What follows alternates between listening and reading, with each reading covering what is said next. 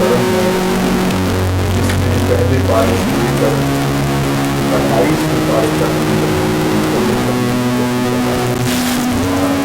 بہت خوبصورت انداز کے ساتھ اور بڑے آسانی کے ساتھ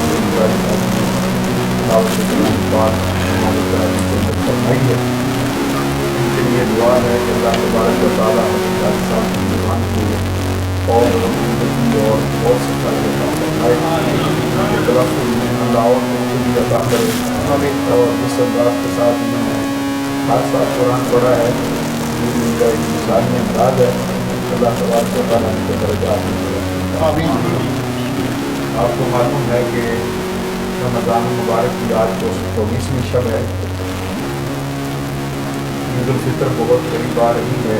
اگر اللہ تبارک و تعالیٰ نے زندگی عطا فرمائی تو ہم رمضان المبارک مکمل کریں گے اور انشاءاللہ عید الفطر کی نماز بھی ادا کریں گے.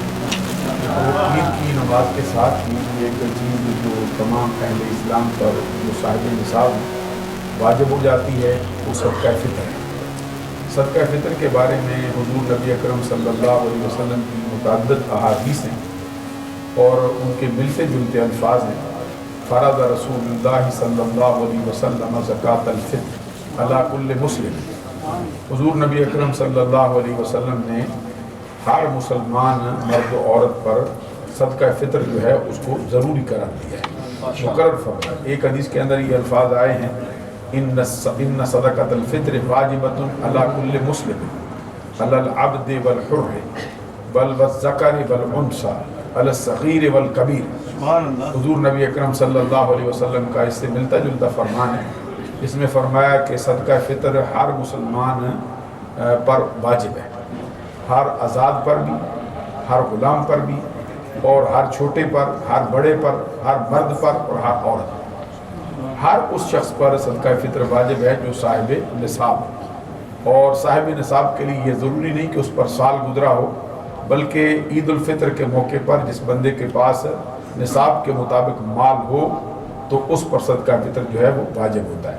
حدیث میں یہ فرمایا گیا کہ جو بندہ صدقہ فطر جان بوجھ کر ادا نہیں کرتا اس کا روزہ جو ہے وہ زمین و آسمان کے درمیان لٹکا رہتا ہے, اور جب تک صدقہ فطر ادا نہ کیا جائے اس کے روزے شرف قبولیت کو نہیں پہنچتے.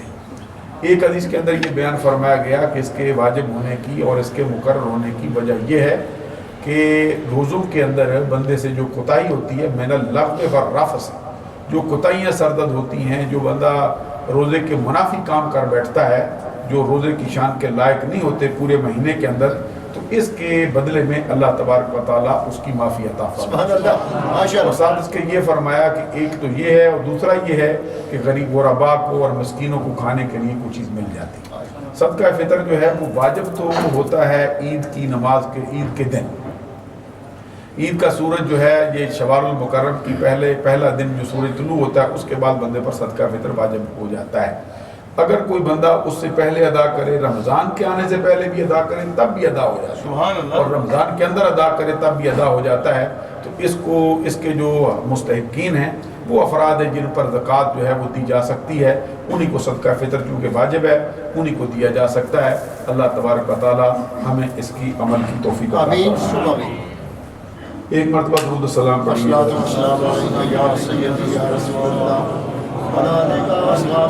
سیدی یا حبیب اللہ, والصلاة والسلام علیکہ یا سیدی یا شفیع المسلمین, وعلی آلک واصحابک یا سیدی یا رحمۃ للعالمین. الصلاة والسلام علیکہ یا سیدی یا رسول اللہ, وعلی آلک واصحابک یا سیدی یا حبیب اللہ. ماشاءاللہ بڑے اچھے سوالات فرمائے گئے ہیں.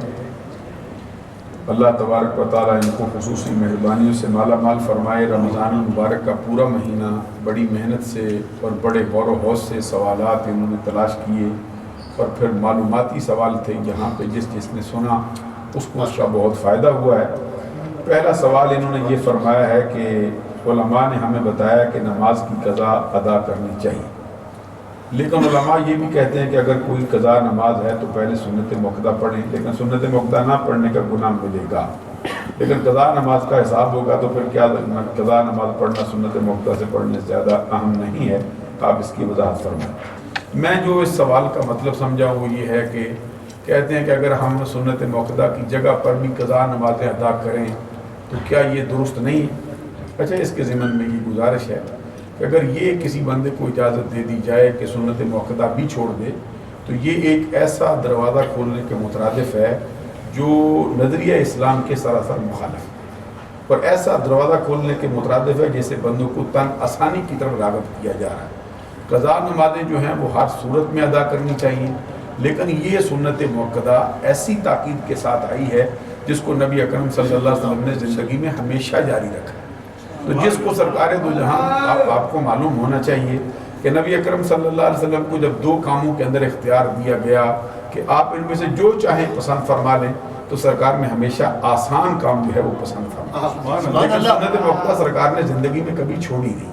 زندگی کے اندر سرکار دو جہاں صلی اللہ علیہ وسلم نے اس کو ہمیشہ جاری رکھا ہے، اور ہماری کتابوں کے اندر لکھا ہے کہ جو جان بوجھ کر سنت موقدہ چھوڑتا ہے وہ عذاب نار کا حقدار ہے۔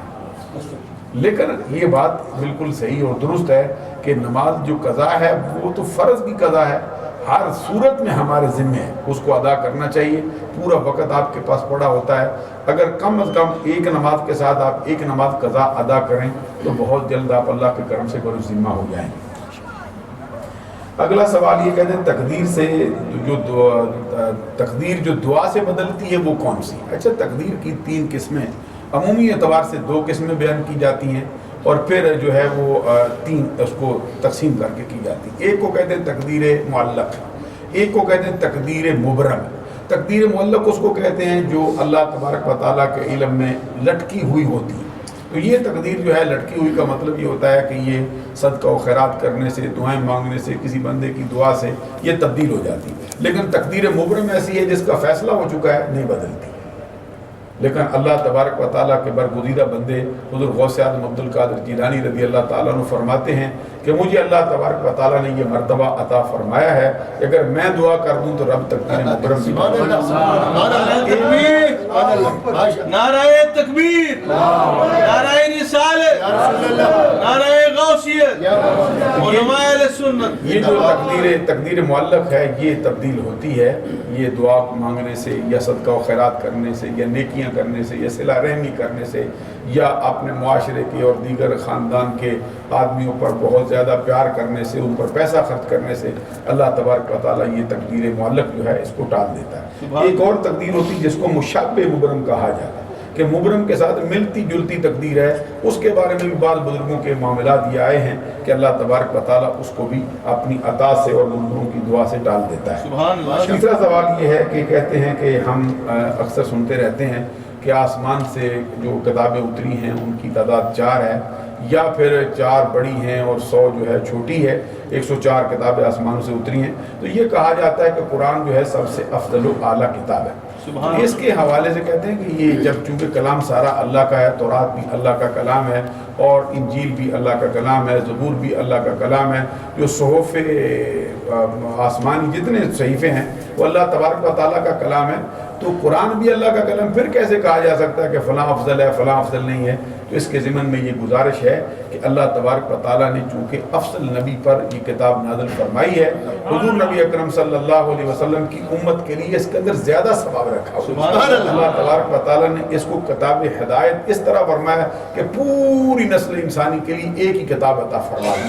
تو اللہ تبارک و تعالیٰ اس کی جو اجر و ثواب سے مالا مال کرتا ہے، کلام لفظی کے اعتبار سے اس اعتبار سے افضل ہے۔ رہ گیا کلام نفسی، تو نفسی کلام کے اعتبار سے جو اللہ تبارک و تعالیٰ کا کلام وہ سارے کا سارا ایک جیسا ہے۔ اللہ تعالیٰ ہمیں توفیق دے، اور کوئی سوال کو ارشاد فرمائے۔